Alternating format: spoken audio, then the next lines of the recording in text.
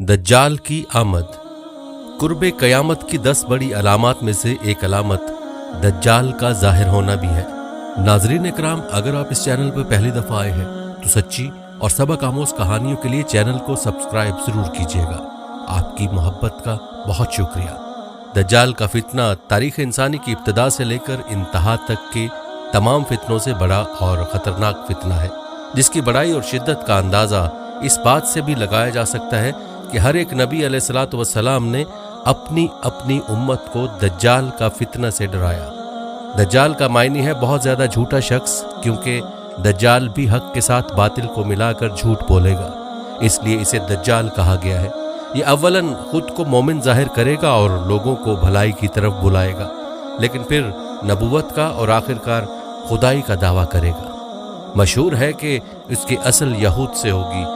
हकीमुल उम्मत मुफ्ती अहमद यार खान नईमी रहमतुल्लाह अलैह फरमाते हैं, दज्जाल 2 किस्म के हैं, छोटे और बड़े। छोटे दज्जाल बहुत हुए और होंगे। हर झूठा नबी, झूठा मौलवी, सूफी जो लोगों को गुमराह करें वो दज्जाल हैं। बड़ा दज्जाल सिर्फ एक ही है जो दावा खुदाई करेगा। इमाम मोहम्मद बिन अहमद कुर्तबी रहमतुल्लाह अलैह फरमाते हैं, दज्जाल और कुर्बे क़यामत इसके ज़ाहिर होने पर एतकाद रखना बरहक, और यही अहले सुन्नत बिल अमूम फ़िक़हाए कराम और मुहद्दिसीन इज़ाम का मसलक है। मुख्तलिफ अहादीस में दज्जाल का हुलिया बताया गया है। इन तमाम को सामने रखने से दज्जाल का जो हुलिया सामने आता है वो ये है कि दज्जाल एक जवान मर्द होगा, दराज कद और एक आंख से काना होगा, और कानी आंख ऐसी होगी जैसे फूला हुआ अंगूर हो, जबकि इसकी एक आंख खून आलूद होगी। इसका सीना चौड़ा और ज़रा सा अंदर की तरफ धंसा हुआ होगा। दज्जाल की पेशानी चौड़ी होगी और दोनों आंखों के दरमियान काफ फे रे यानी काफिर लिखा हुआ होगा, जिसे हर मुसलमान पढ़ सकेगा, चाहे उसे पढ़ना आता हो या ना आता हो, और इसके बाल घुंघरियाले होंगे। दज्जाल के निकलने से पहले दुनिया की बहुत बुरी हालत होगी, जैसा कि अहादीस मुबारका के मज़ामीन से पता चलता है कि उसके निकलने से 3 साल पहले ही दुनिया में आम कहत फैल जाएगा। पहले साल आसमान 1/3 बारिश और ज़मीन 1/3 पैदावार रोक लेगी।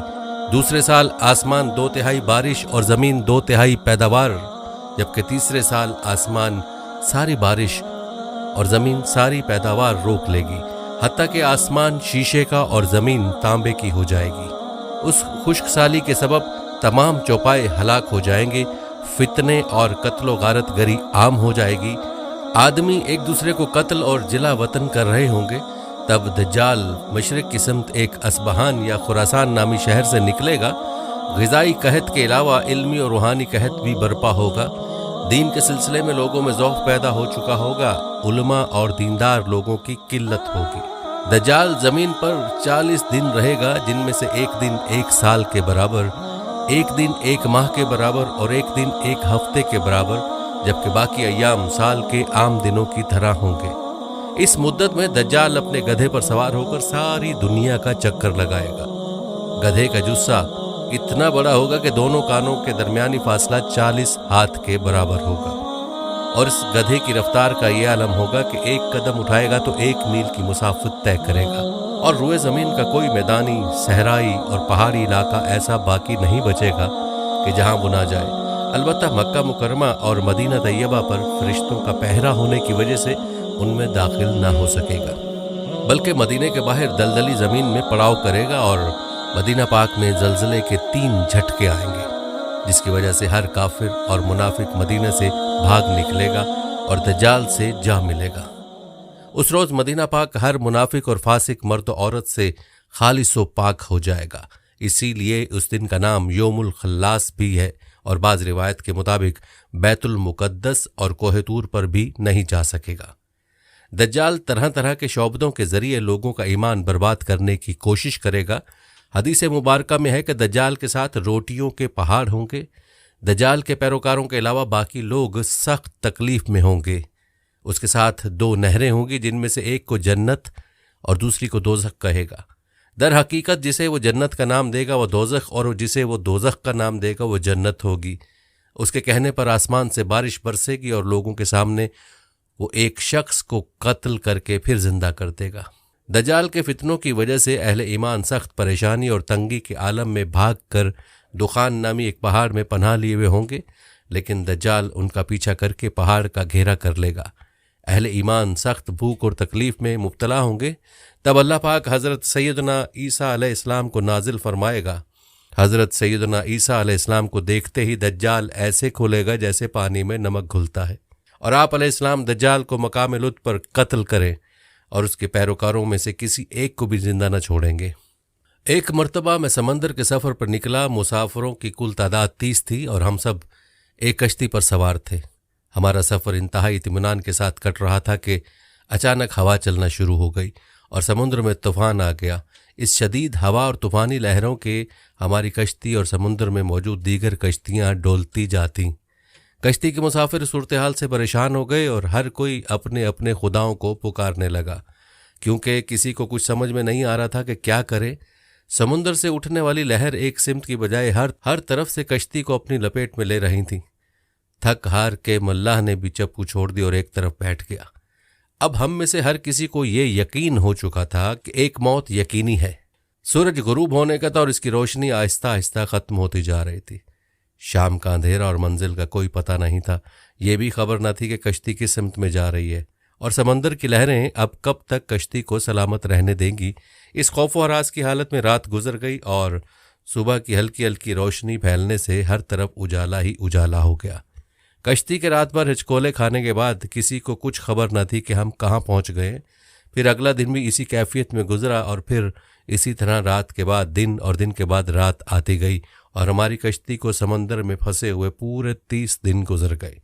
फिर अचानक 30 दिनों के इस सूरत हाल के बाद भूल भटके मुसाफिरों को दूर से ऐसा नजर आया जैसे दरख्त समंदर में खड़े हों।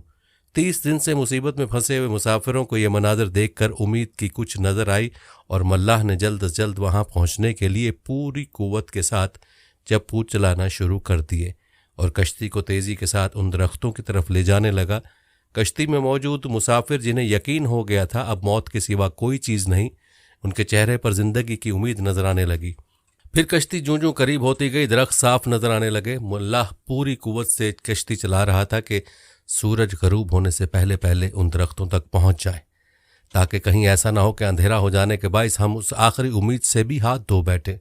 फिर कश्ती आहिस्ता आहिस्ता उन दरख्तों की तरफ बढ़ती रही और जब दरख्त करीब हुए तो सारे मुसाफिरों को ये जानकर खुशी हुई कि ये समंदर में वाक़ कोई जजीरा है। अभी तो सूरज मुकम्मल गरूब नहीं हुआ था कि कश्ती जजीरे के किनारे पहुंच गई। मुसाफिरों को इस जजीरे पर उतरे ज़्यादा देर नहीं गुजरी थी। दरख्तों के दरमियान में से एक अजीब व गरीब जानवर निकला। उस जानवर के पूरे जिस्म पर बाल थे और इस कदर लंबे और घने थे कि ये मालूम ही ना होता था कि जानवर का अगला हिस्सा कौन सा है और पिछला हिस्सा कौन सा। सारे मुसाफिर इस अजीब व गरीब जानवर को देखकर हैरान और परेशान हो गए, क्योंकि उनमें से किसी ने भी इससे पहले ऐसा जानवर देखा ही ना था। अब इस पुरस्रार जजीरा को देखकर सब परेशानी में मुब्तला हो गए कि ये क्या बला है। एक मुसाफिर ने दूसरे मुसाफिर से पूछा कि ये क्या चीज़ है। जानवर ने मुसाफिर की ये बात सुन ली और मुसाफिर के जवाब से पहले जानवर खुद बोला, मैं जासूस हूँ। जानवर के इंसानों की तरह गुफ्तगू करने से तमाम मुसाफिर मजीद परेशान हो गए, क्योंकि आज तक उन्होंने किसी जानवर को इंसानी जुबान में बोलते नहीं देखा था, न सुना था। चुनाचे सब ये समझने लगे कि हो न हो ये कोई जिन है और हमारे सामने आ गया है। तुम्हारी जासूसी का मकसद क्या है और तुम किसके लिए जासूसी करते हो? एक मुसाफिर ने हिम्मत करके उससे पूछा। मैं जिसके लिए जासूसी करता हूं उसे तुमसे मिलने का बेहद शौक है। वो तुमसे बातें करना चाहता है, लिहाजा तुम मेरे साथ चलो। ये सुनकर तमाम मुसाफिर हैरान परेशान चुपचाप उसके पीछे हो लिए। वो अजीब व गरीब जानवर दरख्तों के दरमियान रास्ते से होता एक पुराने महल के सामने जाकर खड़ा हुआ। महल को चारों तरफ से बुलंदोबाला दरख्तों ने घेर रखा था। मुसाफिरों ने वहां पहुंचकर परेशान नजरों से उसकी तरफ देखा और फिर जानवर की तरफ सवालिया नजरों से देखने लगे। जानवर फिर आगे चला और सब मुसाफिरों को एक बड़े दरवाजे से गुजारते हुए महल के अंदर ले गया। महल के अंदर दाखिल होते हुए सब ने देखा एक बहुत बड़ा शख्स जंजीरों में जकड़ा हुआ था और रिहाई के लिए कोशिश कर रहा था। हमने इससे पहले इतने बड़े कदावर और इतने ज्यादा रौब वाला शख्स कभी नहीं देखा था। एक मुसाफिर ने हिम्मत करके पूछा, तुम कौन हो? मैं क्या हूं और कौन हूं ये तो तुम जान ही लोगे, पहले ये बताओ तुम कौन हो? उसने सवाल करने वाला मुसाफिर से पूछा, हम अरब कबाइल लखम और जजाम के लोग हैं। और साथ ही इस मुसाफिर ने अपने साथ बीती और यहां तक पहुंचने की सारी दास्तान बता दी। उस कैद में जकड़े हुए शख्स ने कहा, जरा मुझे नखलिस्तान बसान के मुतल्लिक तो बताओ, उसके मुतालिक क्या जानना चाहते हो? एक मुसाफिर ने पूछा। खबरदार, अनकरीब उन पर फल लगना बंद हो जाएगा, वो कैदी गुस्सीले अंदाज में बोला। फिर वो मुसाफिरों से मुखातिब हुए कहने लगा, अच्छा कब्रिस्तान के दरियाओं के मुतल्लिक तो बताओ। मुसाफिरों ने कहा, दरिया के मुतल्लिक क्या पूछना चाहते हो? वो बोला, उसमें पानी है? मुसाफिरों ने कहा, हाँ उसमें पानी है। उसने कहा, अनकरीब उसका पानी खत्म हो जाएगा। फिर वो कहने लगा कि ज़गर के चश्मे के मुतल्लिक तो बताओ, क्या पूछना चाहते हो? मुसाफिरों ने कहा, यही कि उस चश्मे में पानी है कि नहीं, और अगर वहाँ पानी है तो फिर वहाँ के लोग चश्मे के पानी से खेती बाड़ी करते हैं। फिर वो पूछने लगा, अच्छा मुझे बताओ कि उम्मियों के नबी मोहम्मद के बारे में तो बताओ। मुसाफिरों ने जवाब दिया, उन्होंने मक्का से अपनी दावत का ऐलान किया और अब वो मक्का से निकलकर यसरब में मौजूद हैं। क्या वो अरब के लोगों के साथ कोई लड़ाई लड़े? अरबों ने लड़ाई में उनके साथ क्या सलूक किया? कैदी ने पूछा। जवाब मिला, वो बहुत से अरबों पर गालिब रहे और बहुत से अरबों ने तो उनकी अताअत भी कबूल कर ली है और अब वो खुद को उनके ताबेदारी में रखते हैं। ये सुनते ही वो गुस्से से फंकारा और जंजीरों को झटका दिया। फिर मुसाफिरों को मुखातिब करके बोला, मैं अब तुमको खुद से मुतल्लिक बताता हूँ कि मैं दज्जाल हूँ और तुम्हारी बातों से मालूम होता है कि मुझे यहाँ से निकलने की इजाज़त मिलेगी। मैं फिर उस जजीरे से निकलूंगा और 40 दिन में सारी दुनिया घूमूंगा। दुनिया की कोई बस्ती और गांव ऐसा नहीं होगा जहां से मेरा गुजरना हो। हाँ, मक्का और मदीना में जाना मेरे बस से बाहर है, मुझे वहां जाने की इजाज़त नहीं। मैं उन दोनों शहरों में जाने की कोशिश भी करूंगा तो फरिश्ते मेरे सामने रुकावट बन जाएंगे, उनके हाथों में तलवारें होंगी और वो मुझसे लड़ेंगे। ये दास्तान हमें एक सहाबी ने सुनाई जो इस्लाम कबूल करने से पहले ईसाई थे। ये अजीब व गरीब सा वाक़या देखने के बाद वो आप सल्लल्लाहु अलैहि वसल्लम की खिदमत में हाजिर होकर मुसलमान हो गए। नाज़रीन इकराम, अगर आप इस चैनल पर पहली दफ़ा आए हैं तो सच्ची और सबक आमोज़ कहानियों के लिए चैनल को सब्सक्राइब ज़रूर कीजिएगा। आपकी मोहब्बत का बहुत शुक्रिया।